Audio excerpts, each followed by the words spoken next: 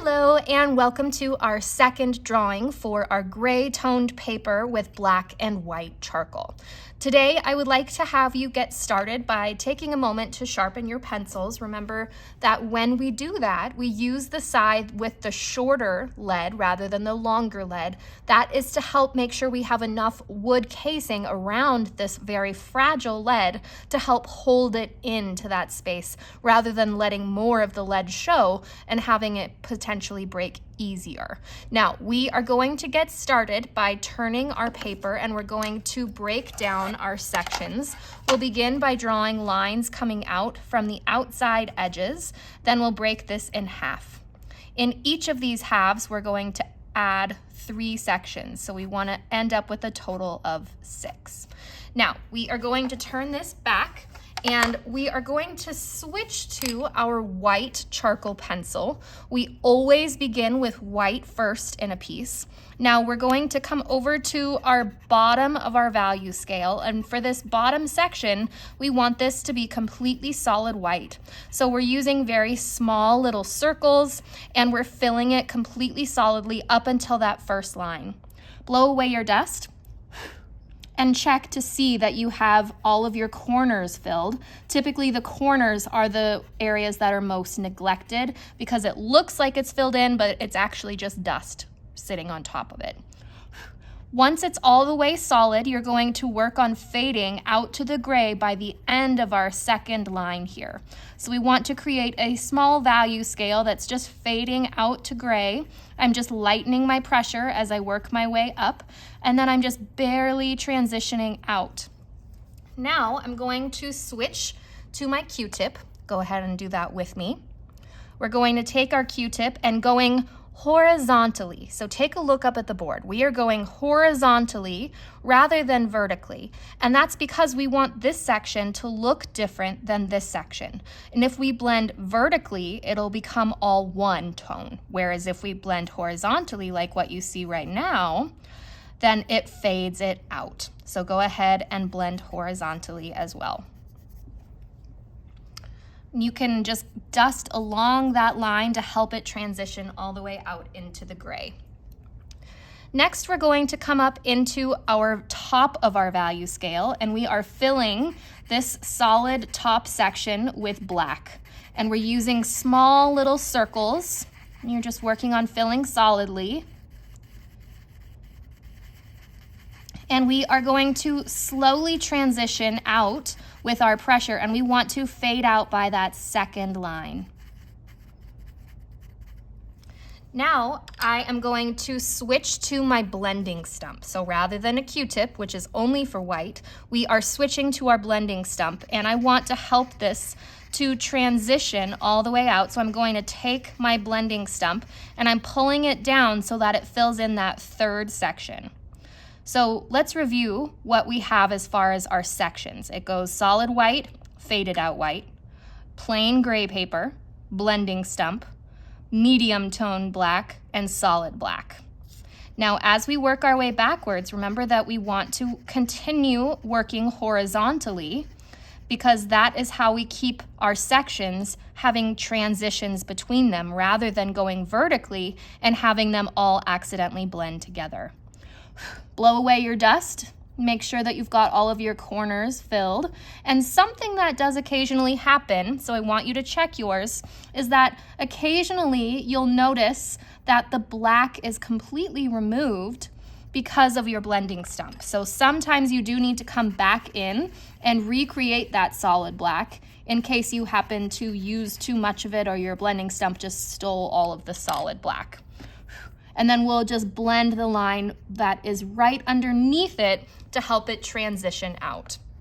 Now, from here, we are going to continue with our sphere, and we always begin with white first. So we're going to come in with our white charcoal pencil, and I am just going to look over here, and I'm going to take my black charcoal pencil, and I'm just showing myself right where that eyeball starts on the outside edge. And I'm going to try to create that eyeball with a line. So take a look up at the front of the board here. We have this edge that we're going to add in right now. Now on this side, we're going to come in and make it completely solidly white. And by the time we hit this line, we're trying to fade out. So we're filling this in completely solidly. And then as we're reaching the lower part of the eyeball shape, we're going to slowly start transitioning out. And then we can just add a nice light pass around that eyeball shape. Blow away your dust and make sure that it's completely solid in the top section. We've got to go back through, and you can always turn your paper as you're doing this step. It is more important to turn your paper when you're working with black. Now we're just going through and working on making this a nice transition out to the gray, and that it's solid, solid, solid on the top corner here, that top curve. Now we're going to take our white charcoal pencil and add just that skinny little highlight along the top of our tabletop. And now we can switch to our Q-tip. So rather than going through this value, we're going along the value, and that's how you can get those nice transitions to fade all the way out.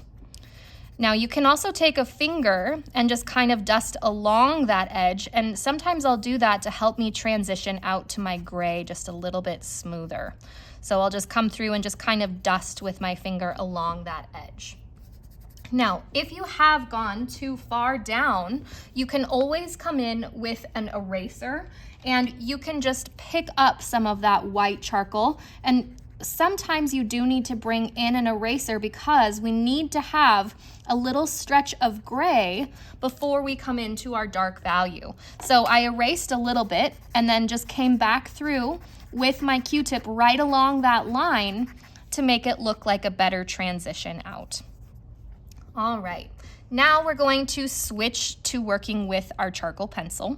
So I'm going to come in and just beneath our tabletop line, I'm going to add my dark, and then I'm going to stretch it all the way across, and I'm really paying attention to where this actually touches with that dark value on my reference photo. So I've added my gray stretch, and it starts out dark and gets lighter, and it comes down at a slant. Now I'm going to start on the lighter end and using a method or a direction that's going along the outside edge. I'm working on just blending that up into the gray tone, but leaving a little bit of gray before it gets to the white. Now, something that you can do if you've got too much of your black on your blending stump, you can clean it off in the excess space, but you also have one of these sanding tools that really truly removes it all the way for you. And you can just take this and add an angle so that you're not like at a flat edge, but you are holding this at an angle to remove some of the black and to make that point return. Now that this is nice and cleaned off, I'm going to blend that edge out into the gray tone, and then I'm going to come back to my lighter end and work on just fading this out as well.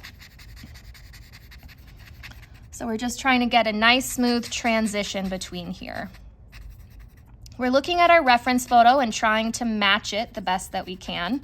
And I think mine needs another pass of black, which is common when you use your blending stump. Quite often it steals the darkest value and you do have to reapply it. So I've gone back through and added that little dark stretch once more. Now I am going to come in and I'm working on my background, and I'm going to give myself a border of all of these spaces first. So I'm going to turn my paper, and I am using that as a chance to really give myself a nice crisp line around the outside edge of this sphere. I'm trying not to go too dark because this is not going to be solid black. It's just a dark, nice medium tone. So don't go super solid here. And I'm always spinning my paper. Because I'm right-handed, I want to always be coloring on the right side. And that allows me to see whenever my pencil is actually touching the outside edge. Now that I've got my border, I am going to spin this back, and I'm going to come in and add a little pass with the point of my pencil. I'm adding the smallest little circles, and I'm trying to keep it not solid black, but like a good 8 or 9 value. I'm just coming through here using these small circles to fill in our section just right above. Now we are just using the point, and I'm rotating the pencil in my hand to make sure that I'm still continuing to work with the point to help keep your sections even and smooth, even as your pencil starts to flatten. Now, you may take a break to sharpen at this point, because finding that the point of your pencil really does make this step much easier. Now, I'm not gonna blow away the dust. I am just gonna go through and work on blending this out. And I'm doing the border first. In fact, maybe I will blow a little of the dust because it's starting to kind of go into my sphere, but just enough so that I could see like right where the edge of my sphere is. Our goal right now is to be making the outside border as sharp as we possibly can. So I'm going around this outside edge, just filling in the border and getting it to be as sharp and crisp on the outside of the sphere as I can. And we want this line to be nice and smooth. We don't want a bumpy sphere, so take your time to really even this out.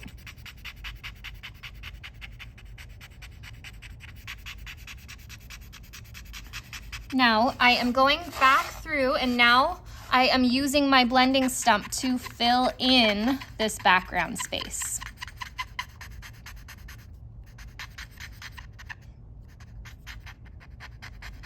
Now I'm going to use my blending stump to start filling in some of the background tabletop, and I'm using the charcoal from that background to fill this in.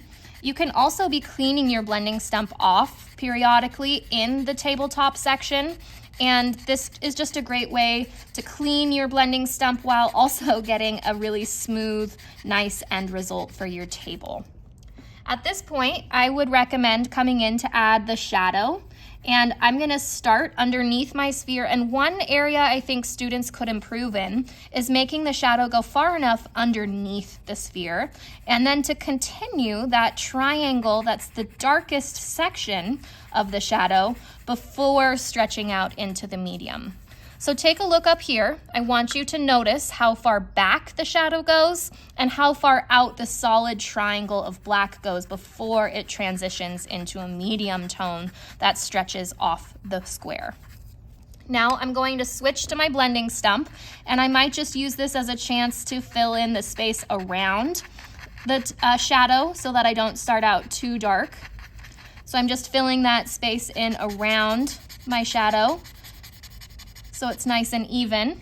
And then I'm gonna come in and work backwards on my shadow, and when I get to that solid black triangle, I stop. I'm gonna blow away my dust, and I'm gonna just border the bottom of my sphere to make sure that it's got a nice crisp edge here.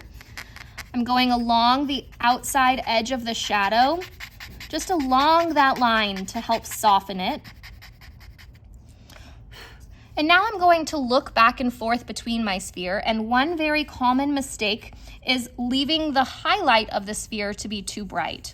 So I am going to come in, and I'm working on just looking back and forth between my sphere and the reference photo, and I'm just going to so lightly make a pass over that highlight to make sure that it's not standing out too much compared to my reference photo. Now, this is a time for perfecting. So we're all gonna go through and look for little parts that we could improve on these spheres to help make it look just like that reference photo, the closest that we can. Feel free to bring in an eraser if you need to try another part again. Feel free to continue adding charcoal, but we are just gonna go back through and have just another minute or two, 30 seconds or so, to just do a little bit more perfecting, because this last little step is where you really make the biggest improvements, is going back through and finding those just tiny little things that you can work on improving. All right, thank you guys for watching.